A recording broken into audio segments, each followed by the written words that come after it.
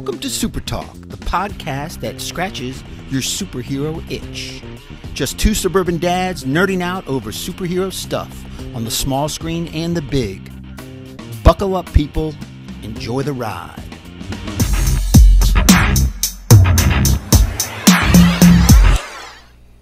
For the thumbnail and Professor as a gentleman. Big week this week. Big week. Yeah. Yeah. Be exciting. Yeah, it's going to be exciting. In 3, 2, sorry. False start. In 3. Welcome to Super Talk, the weekly podcast dedicated to news and reviews of comic book media on the big and small screen. This is episode number 94. I'm your host, Brian Professor Pettis, and with me, as always, my illustrious co-host, Titanium Tony Estrella. Professor, how you doing? We got a big week this week. I'm kind of excited. Yeah, it's a big week. I'm excited to finally get into Wakanda Forever. We're going to go see it Friday night. We couldn't do Thursday night for obvious reasons. Someone's going to be on the shitter. For some reasons. Someone's going to be on the toilet all night. But good luck with that, by the way. Oh, it'll be fine. Yeah, I'm sure it will be. You've been through that ringer a few times yourself. I've had half of Northern Virginia scope my colon, so... Yeah. Hey man, that's part of getting older, man. Getting older sucks. You gotta do. It absolutely blows. Anybody tells you different, they're a goddamn liar. But yeah, getting old sucks. But yeah, I'm excited to see this finally put to rest. We both have our ideas of what it should be, and I'm excited to see this.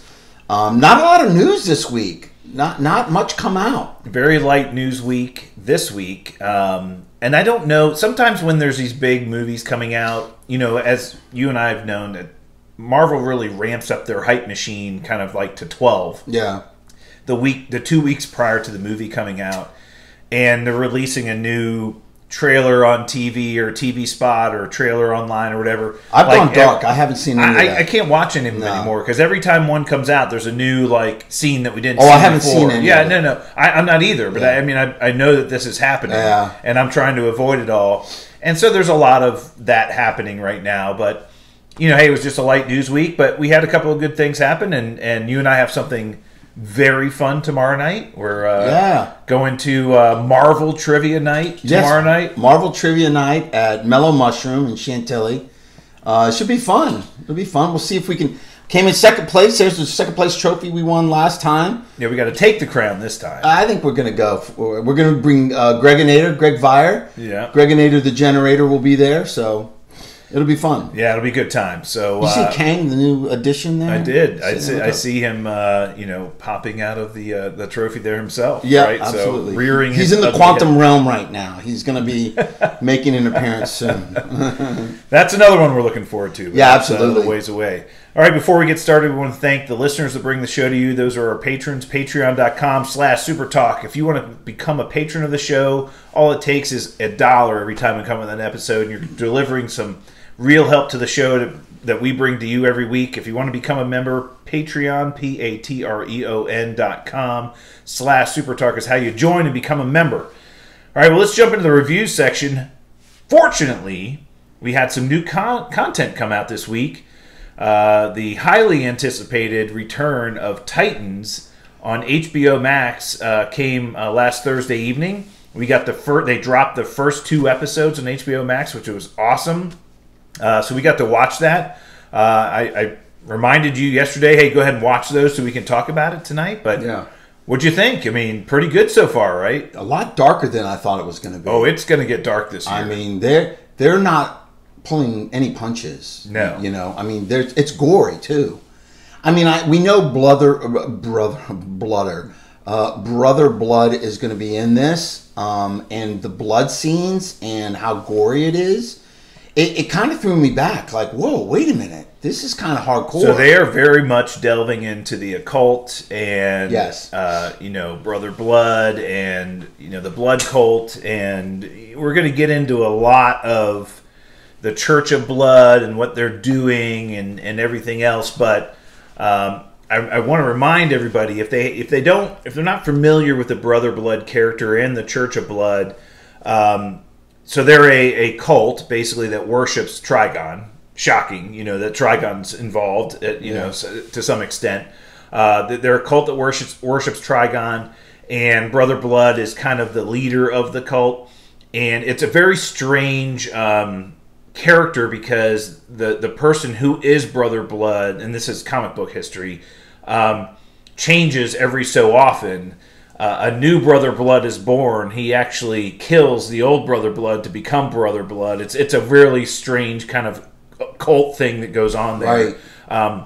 But if you're not familiar with the character and the cult, there is a DC animated movie that actually features Brother Blood. It's called Teen Titans: The Judas Contract.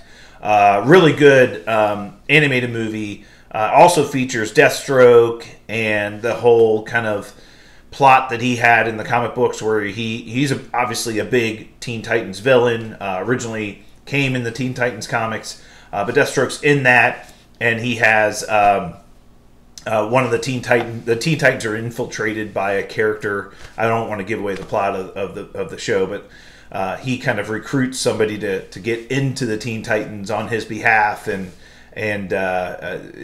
he's in that as well. But they do feature Brother Blood and the whole Brother Blood scenario in that animated in the movie. Church of Blood. Church of Blood, yeah. So I think you should watch it. If you haven't watched it, it's a good kind of history lesson on the character. But we're probably going to get a lot of that on this series as well. As Titanium mentioned, we start the season, last season, we'll kind of quick recap.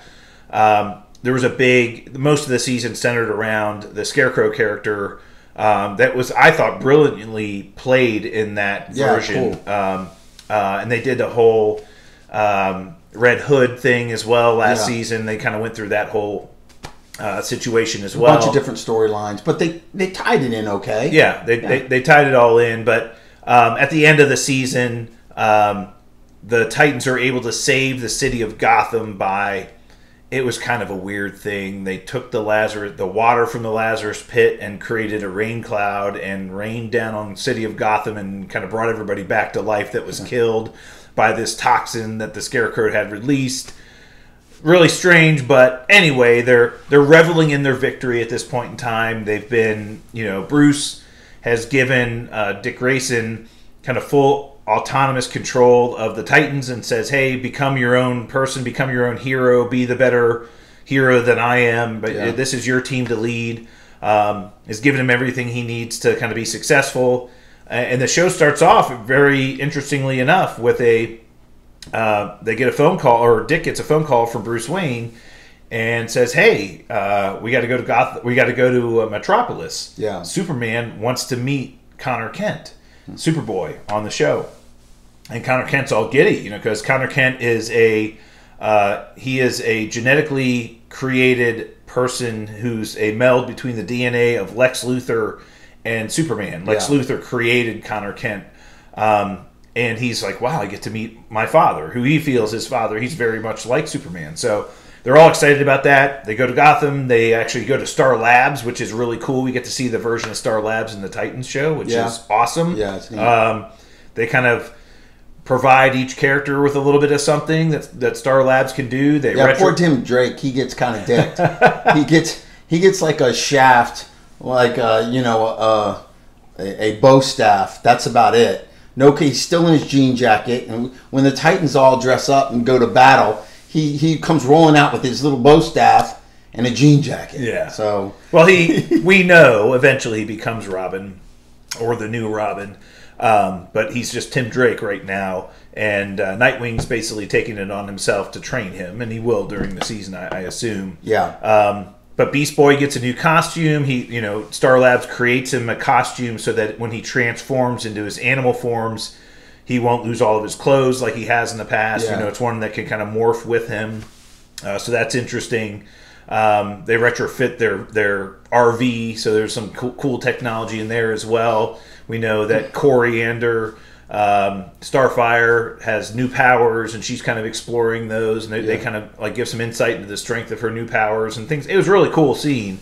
But they're leaving Metropolis to go back to San Francisco, and Lex Luthor contacts Connor. Superboy. Yeah. He basically uses this high-frequency sound that only Superboy can hear and kind of talks to him and says, hey, I want you to come to Luthor Corp headquarters. I have a proposal for you. And we find out eventually what the proposal is, that he's dying. The team does some research and finds out that he's dying.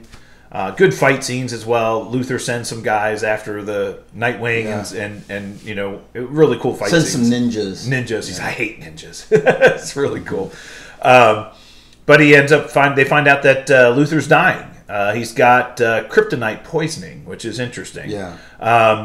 And he doesn't have. He only has a few months to live, and we know from early on in the episode that he had kind of been working with the Church of Blood and kind of had gotten access to their blood pit and was going to use their kind of occult technology to kind of save his life, but we don't know how and why that was going to happen. Yeah. That storyline really kind of cut off. Like, we're not really sure what happened. It's just more of a allusion to something that might happen in the future. But spoiler alerts, by the way. We're about to get into a lot of spoilers. So if you haven't seen it, you might want to watch it before you finish the show. Mother Mayhem, who's a leader of the Church of Blood at the time, he fires her after she had kind of gotten him access to all their stuff, and she's not happy about it. And eventually, surprisingly, I don't know if you were shocked by this, Lex Luthor dies. That's the big spoiler I was just talking about. Yeah. I don't know where that was kind of shocking. I mean, episode 1, they bring in this great character, Lex Luthor, and then Mother Mayhem ends up killing him. Well, we assume it's her, but we saw just these different scenes. So Raven's experiencing some things. She's like seeing stuff, and she's obviously tied into the occult as well. So she's seeing things and she's not understanding what's happening. Right. But we see some other characters and they're like seeing visions and their blood is coming out of stuff. Beast Boy's having some weird visions, and he kind of blacks out and turned into a gorilla and almost destroyed. He turned into a gorilla and then something and then an armadillo, and it was like destroyed all. What's great is that they're actually exploring his different first 2 seasons. I think all he did was turn into a tiger. Right. And last year he turned into a bat for the first time. Which was really cool. Yeah. So he's starting to turn into different things now, which is cool. They need to That's explore his character. Yeah. He can turn into any animal. It was a big disappointment from the first, Yeah. So, but anyway, Connor's visiting with Lex Luthor, and all of a sudden he heaves over, and he's like spitting blood, and blood's coming out of all of his nose and his eyes and everything, and this snake comes out of his body, and it just kills him. And Connor kills the snake or whatever, and we're like, what the heck? So Connor gets framed for the murder, obviously. He gets blamed for it, and he's being held at some detention facility. But then we find out that everybody in LexCorp, in this inner circle, had died the same way. Corey Starfire sees the same thing happen to another one of them, and so Connor gets exonerated. And then there's this weird guy in a crow mask who's like killing people for like strange reasons. Yeah, like a bird bone mask. Yeah, and he can give people draining nightmares. Blood. I think he's part of the blood cult. Well, he died. I mean, they killed him. Yeah, exactly. I think Mother Mayhem kind of made this person do that thing. I think they figured out that he was the doctor of Lex Luthor. Yeah. Right. Yeah, and so really, really awesome start to the season so far. I mean, I was shocked. Dark. At how gory it was, showing people get their eviscerated. Their neck slit. Yeah. It was very graphic, very gory, very adult, and I mean, I liked it. Yeah, I thought it was great. And Mother Mayhem, definitely kind of fought the team at the end of the season. She at the end of episode 2, and she seemed to take Raven's powers from her. Yeah, so the crystal is gone. Her hair turns white. Yeah, she's completely taken her power from her, which is unusual. Really strange. And then we see her at the end of the episode back in the Church of Blood and with all of her some kind of staff. She has some kind of staff that. And then there's a man who's the guy who works in the taxidermist office. Some guy, we don't know who he is. I believe he ends up being the new Brother Blood, but I think that's who he ends up turning into. But he he had invented some app and went to sell it, and they were like laughing at him, and he, all this other stuff was going on. His mother dies, and Mother Mayhem was kind of involved in all that. You can kind of tell, but we're going to see where they go. There's a couple of storylines that are very mysterious, like why Lex Luthor was researching Starfire, like why was he keeping tabs on her and following her. The guy at the taxidermy, very unusual. Right. He's having blood visions too, but I'm not really sure what that's about. So they definitely kept me on the edge of my seat, and I'm very invested. So we'll see. And what I really enjoy so far this season, in the first 2 episodes, they've gotten into multiple fights. They're in uniform a lot. They're really, I think, doing more Titans team stuff, right? Yeah. Where they're like actually battling things, doing stuff. Whereas in working together, they were always conflict with each other. Right. They were always kind of broken apart, separated. They never really, every once in a while they'd come together, but then it would like end up fighting each other or something. Yeah. Now right. they're a team. Now they're fighting like kind of a joint battle usually. And what I like is the fact that we've seen them all together. They seem to very much like each other, and they're a team. And we're seeing a lot of Titans team stuff. And again, they were in uniform probably 4 or 5 different times during the 2 episodes. So I thought that was really cool. So we'll see where they go. I'm really excited for the season to be back. Drops every Thursday. Yeah, every Thursday night it'll be on HBO Max. If you haven't seen the first 2 episodes, go out and watch them and catch up with us. And we'll be reviewing each one of the episodes every week. It'll be fun to do because we'll have not a bad show. Yeah, it's really. I think it's well done. You can tell they continue to put money into this show. Yeah. All right, let's jump into the news section. As Titanium mentioned earlier, really light news week. A couple of items I wanted to mention. So there's a story that hit the wire that Sony, Marvel, and Tom Holland are all collectively working on a new agreement. So we know several years ago, there was a period of time where we weren't sure if Spider-Man or Tom Holland was going to be back after Endgame.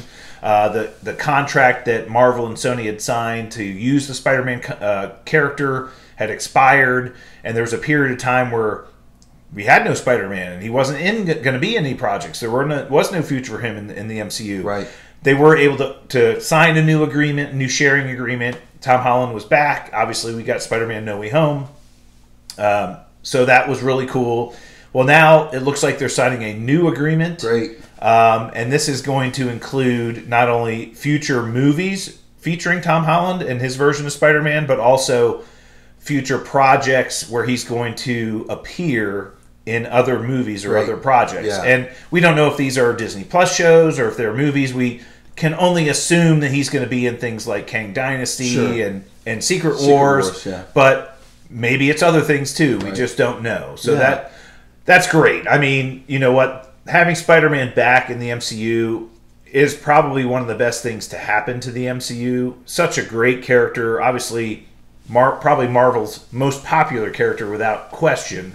But to have him interact with other Marvel characters has been awesome. Yeah, you don't shelf that type of character for very long. You just can't. He's too popular. It's almost the face of the franchise, to be honest with you. Spider-Man is one of their top tier superheroes, and you just don't sideline him for that long. So I'm glad, and I like Tom Holland. I think he's a really endearing, great actor. I like him a lot. I think he's the best of Peter Parker and Spider-Man combined. His physicality and his aerobatics, I think, really add to the Spider-Man character. I think we've said it before.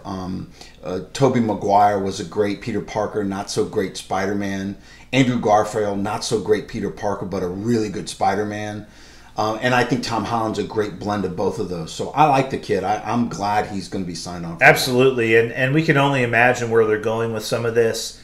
We have some assumptions that, obviously at the end of No Way Home, we saw the Tom Hardy version of Venom had been blipped into our universe, but then he was blipped away, but there was a piece of the symbiote that was left behind. So is something going to happen in the MCU in regards to a version of the symbiote, being part of Spider-Man, getting the black costume, all these other things? Wouldn't it be great if it tied into Secret Wars, which is where he got the black costume for the first time in the original Secret Wars in the 80s? I thought that would be great. So who knows where they're going with that. There's a lot of talk. Marvel is under obligation to make a Spider-Man movie every couple of years, or they're going to lose access to that character. They will never let that happen, obviously. No. I mean, they have way too much invested in that character, and it's made way too much money for them. But, you and I have talked about this on previous shows. We have this massive hole in the MCU release schedule now between June of 2023, when we get the Marvels movie, and May of 2024, when we get Captain America 4. There's this massive 10-month gap in the schedule. I have a feeling that Spider-Man 4 movie is going to be one of the movies that's going to be inserted into that huge gap in the schedule. Well, they better get going on it. Yeah. I mean, that's maybe that's what this is alluding to. Maybe. Right? But again, the biggest complaint about Marvel and the people that are making those movies are the time constraints. They're put on such a rigorous schedule that they really have to meet all these deadlines, and some of them are unrealistic according to some of the creative people that are doing these. So there's two foods of thought. One is, hey, selfishly, that's a huge gap. You need to fill it. Something needs to go on there. And number two is, you know what? Make a better story, make a better product, take your time, and get it done right. So I don't know how I feel about that gap being filled so hastily. I think they could probably put something else in there, move something else up that they've already started. But we'll see. We'll see what's going on. A lot of this was pushed back because of Deadpool. Well, Blade primarily. Blade, that's Blade, right. Blade was the big delay. That's right. Blade right. got moved out of the October Yeah. slot, and he basically moved a whole Blade year. threw a big monkey wrench into the whole thing, right? Which is fine, and kudos to him. I mean, he doesn't want to put out a shitty product. He didn't like what he saw, and he said, "Wait a minute, put his foot down.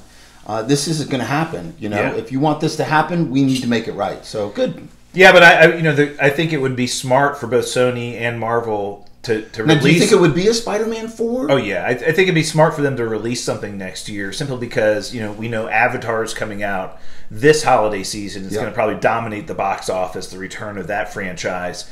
But there's a gap next holiday season where that isn't happening, and that would be the time for them to release a Spider-Man movie. I just think it would be a perfect movie to fit between that 10-month gap. Yeah. You're right; they got to get moving on it, but we know they started writing Spider-Man 4 before No Way Home came out. Like they made the announcement after No Way Home came out. Oh yeah, we're doing a Spider-Man 4. Right. Tom Holland's in it.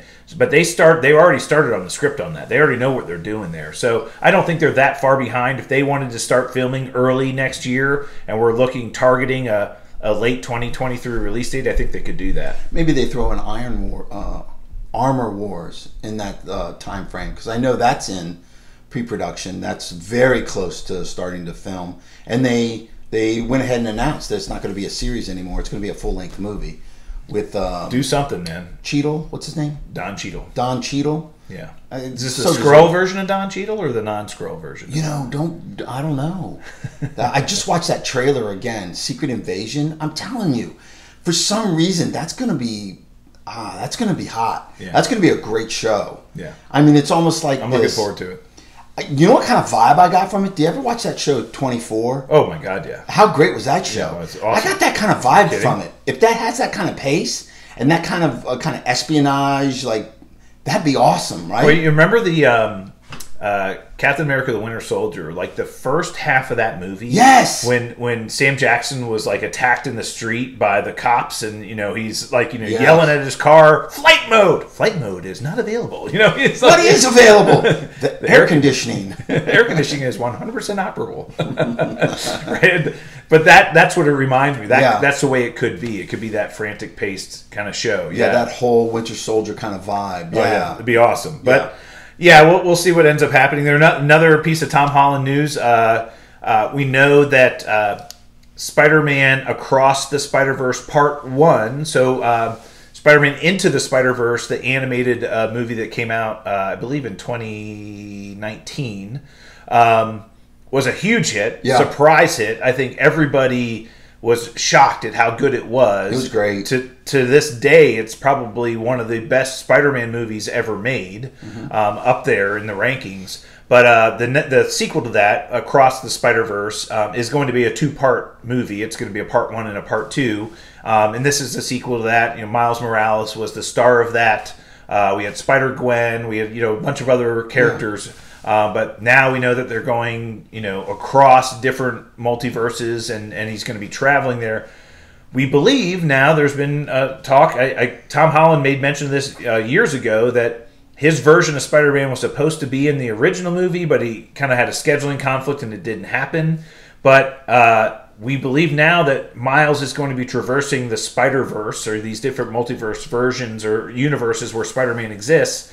And we believe that Tom Holland's gonna be featured. So the 616 universe is going to be one of the universes he visits, and Tom Holland's going to be in this. So that'd be cool. That's going to be really cool to see him kind of rendered on screen. And again, one of the great things they do in this movie is the different universes they go to are drawn differently or portrayed differently as far as the animation style. We saw this in Doctor Strange in the Multiverse of Madness when he had that one scene where he was jumping through the different universes, and they were kind of, the visuals were very different, and I think they're doing the same thing with this. So I'm looking forward to that movie. Comes out, I believe, next June 2023, something like that. Yeah, so that's going to be really cool. I'm really excited. Part 1 of 2. Part 1, yeah. So they've been working on that hard since the original came out because it was so successful. So that'll be really cool. Very cool. All right, well, let's jump into our topic of the week this week. As Titanium mentioned at the beginning of the show, we're both going to see Black Panther, Wakanda Forever this Friday. Comes out Thursday evening, premiere to all screens on Friday. We're going to go see it on Friday, but we're going to give you guys a little bit of a preview from a SuperTalk perspective on where we think this movie is, what we know so far based on the trailers and what we've been told about the plot, what we can kind of think is happening. We can kind of talk about how some of the differences between what they're doing in the movie and some of the origins of some of the characters, or some of the way characters have been portrayed in the comic books in the past. And then we'll kind of talk about what we think this means for the MCU going forward. So we'll just kind of give our opinions. Again, we haven't seen any of it. We're just basing it on what we know so far. Yeah, what we know so far. Absolutely. So from the trailers, we can... And it's brought to you by Studio G our Studio. Friends at Studio GG Studios are always the ones who bring us our home of the man band, corner of the car. Studio G, thank you for all your help and support. Thank you, boys. Please go check them out. There's some really good stuff on their channel right now. Absolutely. Go check them out.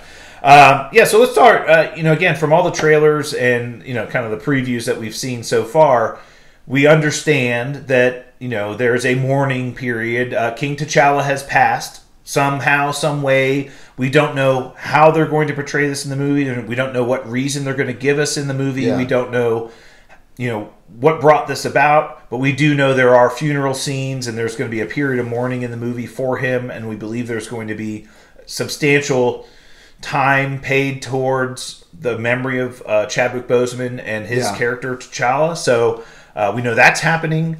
And we both are worried that time spent will be probably way more than maybe we would want it to be, because we want more of the story in there and not just a memorial scene.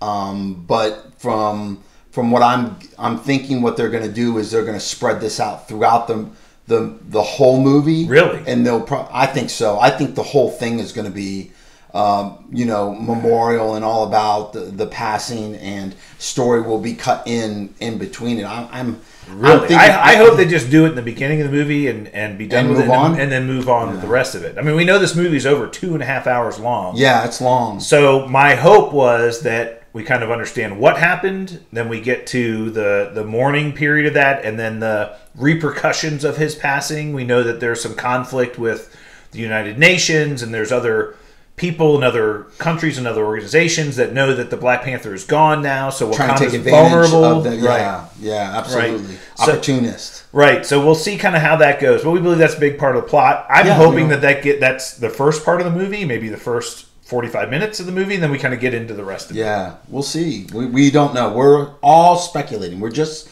speculation here. Right. But we understand that there is a conflict with Namor and Talokan, his version of Atlantis. We don't know why. No. We don't know what starts it. We don't know what creates it. There's we definitely don't know, conflict. Yeah, we don't know where they've been this whole time and why all of a sudden now they're making themselves known and visible. What creates the conflict? Why is there a conflict? What is the conflict? Those are things that we just don't know anything about. But we've seen fight scenes in Wakanda. We've seen Atlanteans invading Wakanda, flooding Wakanda. We see fight scenes between characters in Wakanda. So why is this happening? Right. We don't know. That's going to be exciting to figure out that. Yeah. I have a feeling it's because they know, the Atlanteans know how important Wakanda is and how powerful the vibranium is. And they could be, that could alter their whole world. And I think that if they feel that the vibranium is vulnerable, then they should take it over.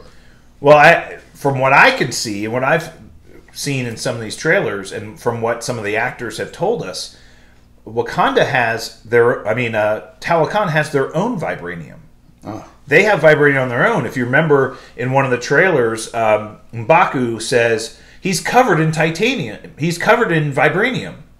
He's covered head to toe in vibranium. Oh. So I believe they have their own vibranium, and maybe it's the fact that maybe that's that big glowing sphere that's in the water at potentially. One point. I don't know, but I think they have their own vibranium. I think that a vibranium part of the meteor actually landed in Talokan as well, as well as in Wakanda, and it's possible that there's some technology now that Wakanda knows that the world wants access to their vibranium.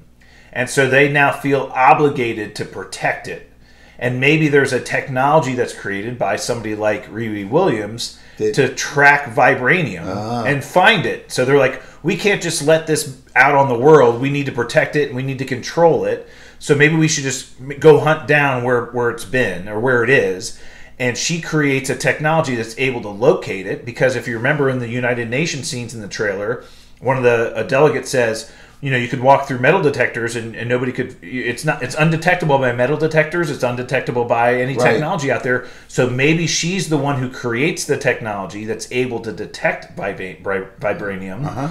They find it deep in the ocean. They're like, why is our vibranium deep in the ocean? They go down there to find it and stumble upon a civilization that has their own vibranium. Right. And they're like, what are you doing down here in my world? Right. Leave my stuff alone. Now we're threatened. Now we are going to declare war on the surface world because they came to us first. Right. That could be it. Maybe that's it. So again, that's just a theory. But I know nothing, but that's what I'm thinking. But again, we get the debut of Namor and the Talakanians, or I don't know what they're calling them, the Talakanites or whatever, the citizens of Talokan. I'm just going to call them Atlanteans. Atlanteans, right? But we know they have super strength, right? Because we've heard some of the characters from Wakanda in some of the trailers talk about how strong they are and how resilient they are. Hey, if you live underwater, you probably have some enhanced strength to be able to live at that depth, right? So that would make a lot of sense. We've seen again in the trailers, and Titanium's alluded to this before as well, we believe Shuri does become the Black Panther or some version of the Black Panther. I think that's widely known now. Right, but how and why? Right? Does she get the heart-shaped herb? Is she just wearing the costume, or does she actually take the heart-shaped herb and get the enhanced speed and strength and agility and stamina that you get by eating the heart-shaped herb?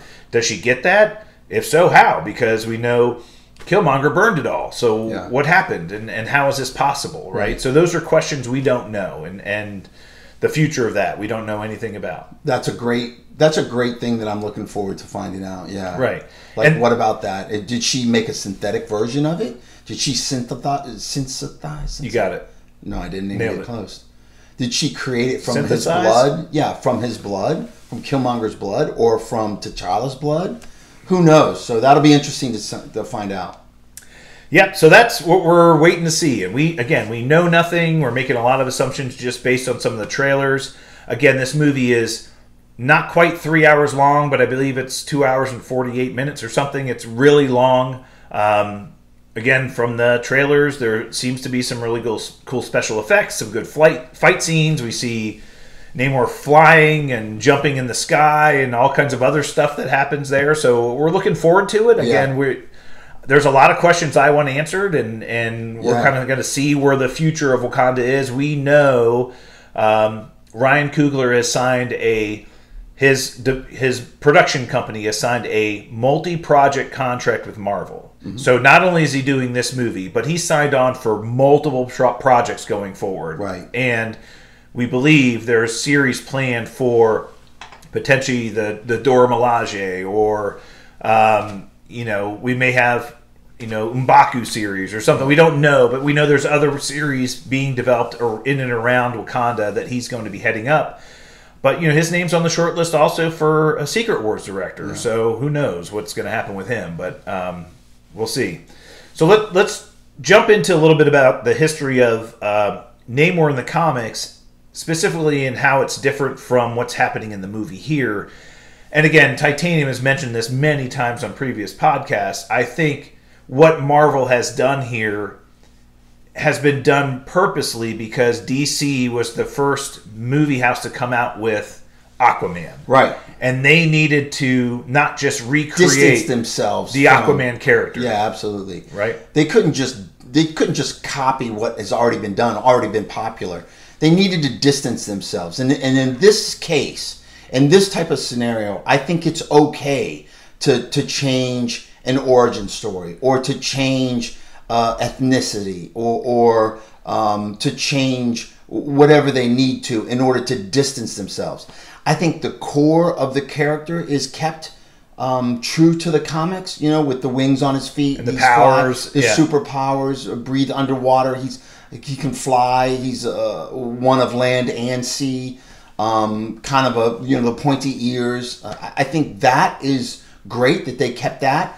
But his origins have changed, and I think in this instance, it's okay. Yeah, I think it's brilliant. Yeah. We've seen Marvel diverge from comic book history in the past when it suited them, and they usually did it to fit into a larger plot or a larger storyline. One of the examples I use is the way that Ms. Marvel or Captain Marvel got her powers. In the comics, if they were to stay true to that storyline, it would have not only confused the audience way too much, but there was never really going to be a kind of tie into that character and what was going on in the Infinity Saga.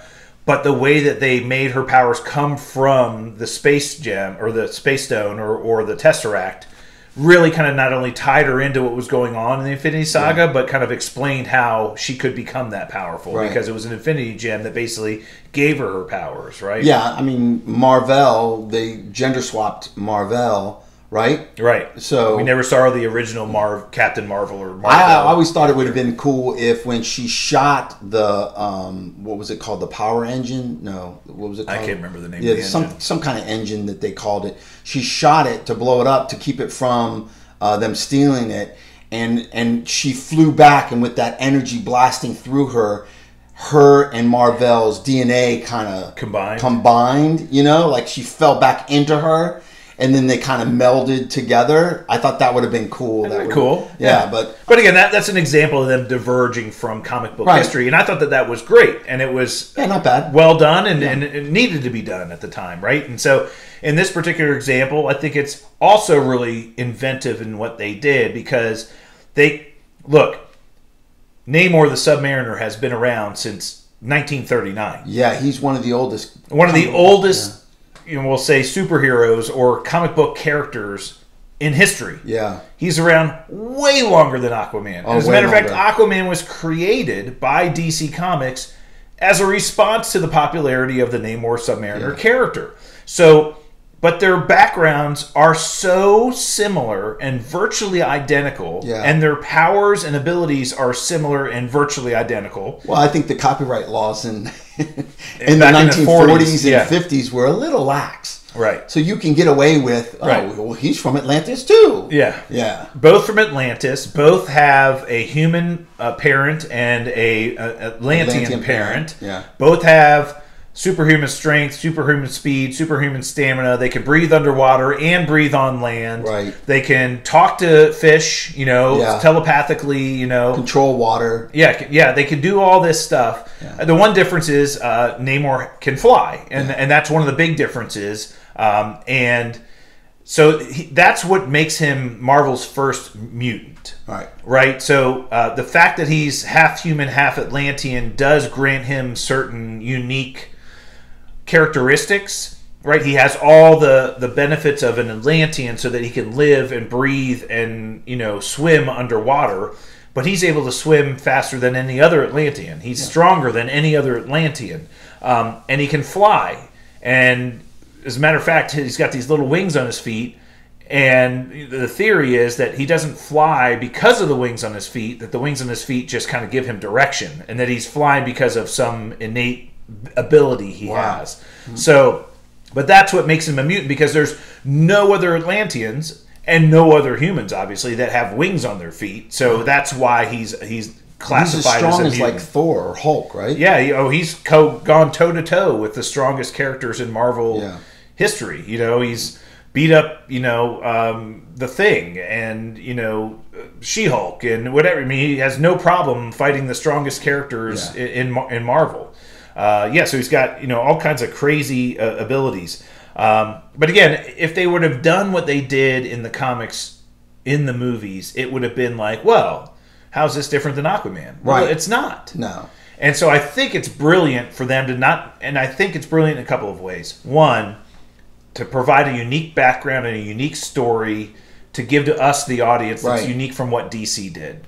Great in itself. Right. But the fact that they're now able to take a completely new culture, the Mayan, we'll say Central and South American culture, and ingrain that into the MCU as a cultural kind of backbone to these characters and this whole civilization is also brilliant. Yeah. Because we're now endearing ourselves to the Latin American culture. We've got Latin American heroes. Yeah. We've got Latin American history that's the undertone of this entire civilization. Yeah.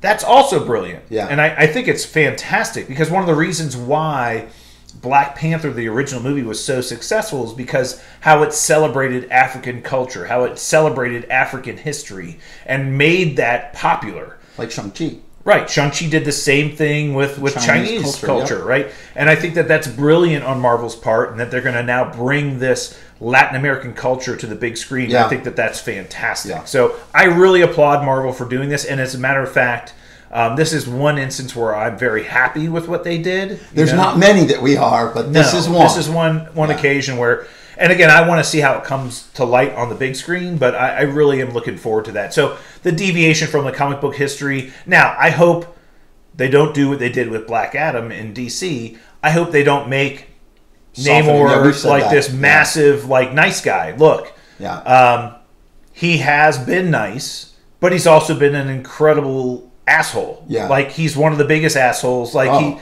he is the personification of anti-hero. Yeah. That you can, like, he can have heroic moments, but he also has these moments where he's very selfish and vain and power hungry and all these other things that villains are like. Yeah.